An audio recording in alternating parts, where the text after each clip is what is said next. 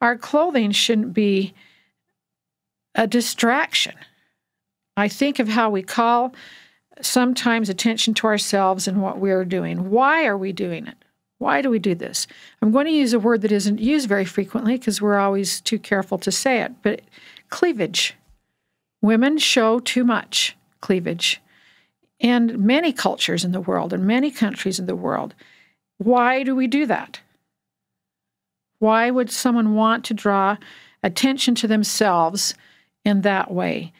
And Matt, I have had letters from mothers whose sons are officiating at the sacrament table on behalf of the Lord as priests, and their sons go home and tell their mothers, I cannot look in the audience because I sit up just high enough to be able to see what the women are showing, and how can I keep the spirit and take care of that ordinance on their behalf when they provide this kind of a distraction for me. It's not that we don't care about being fashionable. We can be fashionable and take care of the way we display our body. We don't want to do anything that would distract from the spirit. I get questions from women who say, can we wear leggings?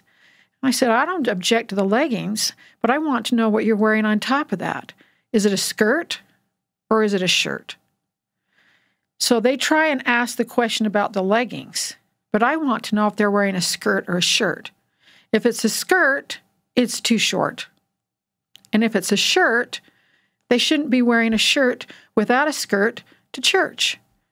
So let's think about these kinds of things. What are you going for? What is it you want to say about yourself? What kind of attention do you want to call to yourself? What kinds of emotions are you trying to create in other people? So sometimes I have sisters do a test.